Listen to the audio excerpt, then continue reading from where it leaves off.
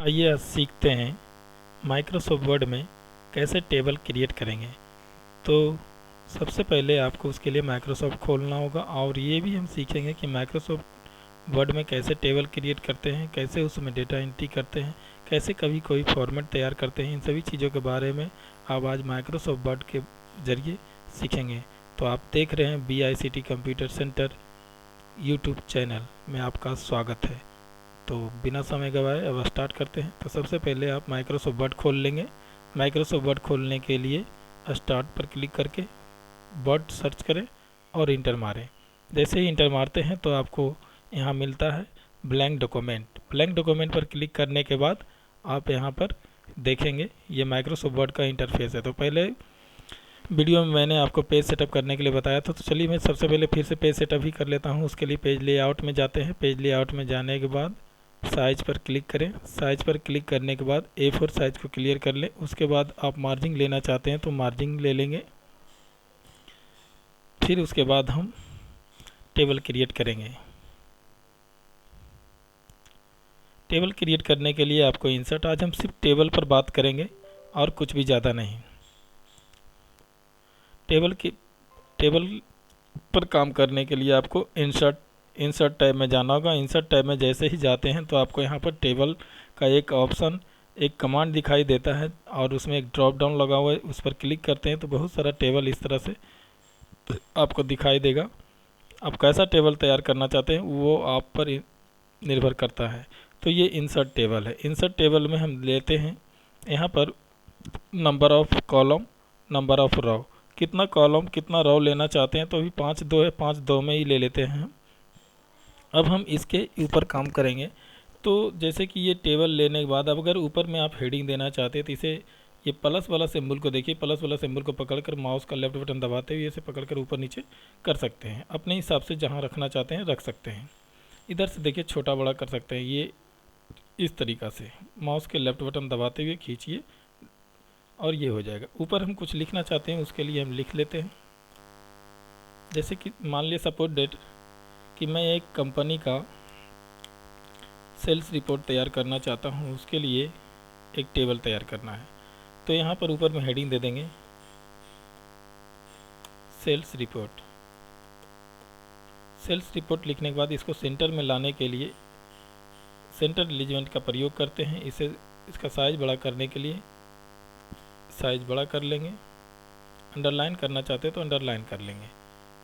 तो ये हो गया। अब उसके बाद हम यहाँ पर से अंडरलाइन को और बुलेट को ऑप्शन को हटा देंगे। अब हम यहाँ पर हम लिखेंगे,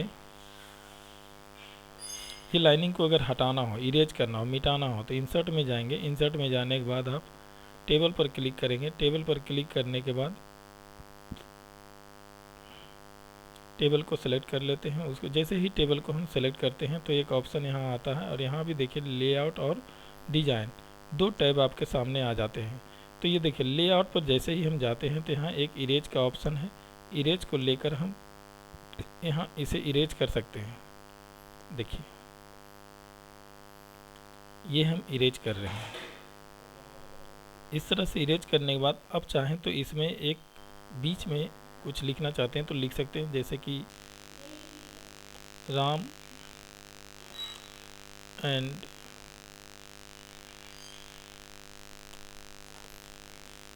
सन्स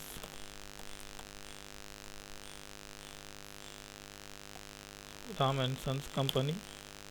इसे सेंटर में करने के लिए ठीक उसी प्रकार आपको होम में जाना होगा और इसे सेंटर करना होगा। इसको भी अगर बोल्ड करना चाहते हैं इस तरह से सेलेक्ट करके बी पर क्लिक करना होगा, यानी बोल्ड पर क्लिक करना होगा और राम एंड सन्स कंपनी का यहाँ पर आपका हेडिंग बन गया। इसे अगर और थोड़ा बड़ा करना चाहते हैं साइज को तो बड़ा कर सकते हैं। वो आप पर डिपेंड करता है कि किस तरह से आप सजाते हैं, इसे कैसे सुसज्जित करते हैं।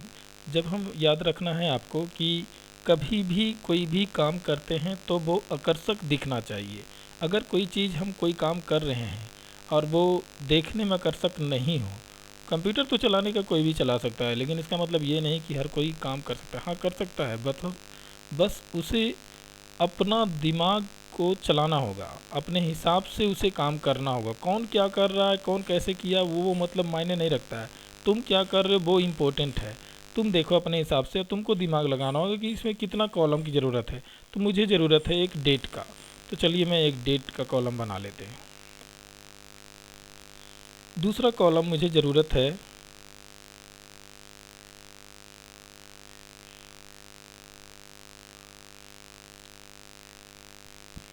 व्यापारी का नाम, यानी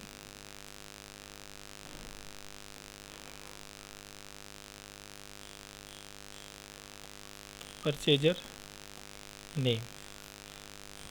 परचेजर नेम के बाद मुझे प्लेस का भी कॉलम एक चाहिए।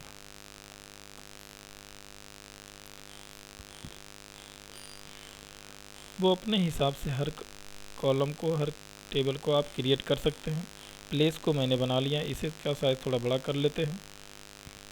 ये प्लेस भी ले लिया। इन सभी को सेंटर में हम करेंगे, पहले और ले लेते हैं। अब यहाँ पर आइटम्स नेम को लेंगे, आइटम्स नेम,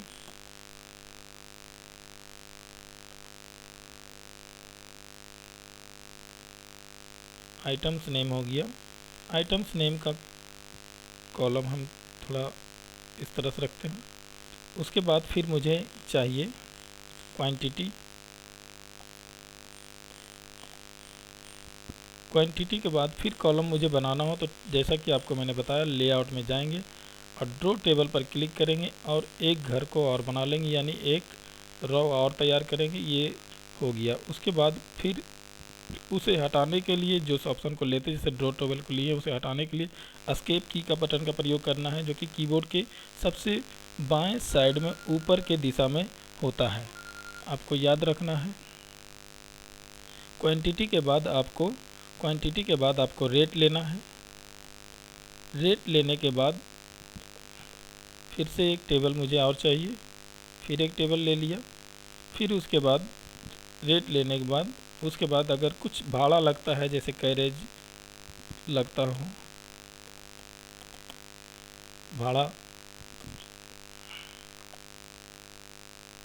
भाड़ा को ले लिए। उसके बाद और भी आपको अगर चाहिए तो इसे ले सकते हैं, उस हिसाब से काम आप कर सकते हैं।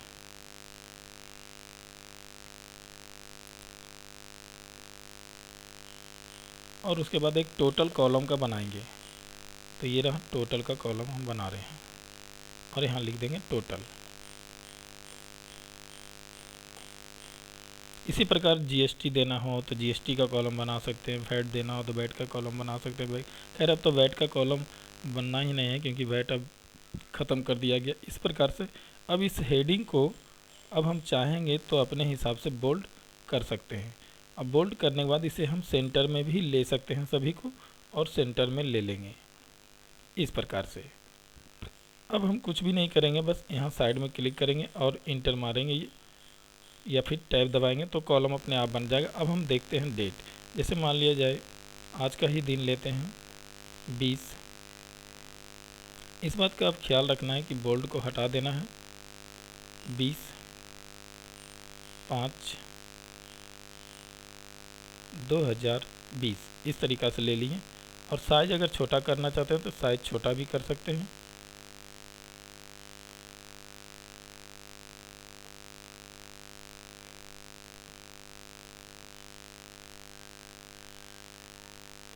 यहाँ से साइज़ छोटा कर सकते हैं। और यहाँ पर हम परचेजर का नाम लिख सकते हैं, जैसे राम कुमार। बार बार बोल्ड आ रहा है, इसके लिए मुझे सेलेक्ट करना होगा फिर से, और सेलेक्ट करने के बाद एक साथ बोल्ड ऑप्शन को मुझे हटाना होगा अभी। अब यहाँ पर हम राम कुमार ले लेते हैं। फिर उसके बाद प्लेस पटना ले लेते हैं।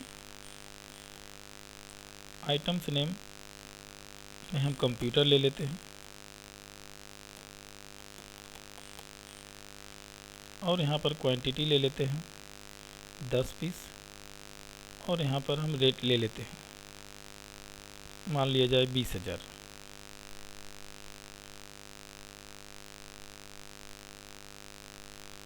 भाड़ा इसका लग गया, मान लिया जाए 2000। इस प्रकार से टोटल यहाँ पर ही हो जाएगा 20 गुना 10, 2 लाख और 2000, यानी 2,02,000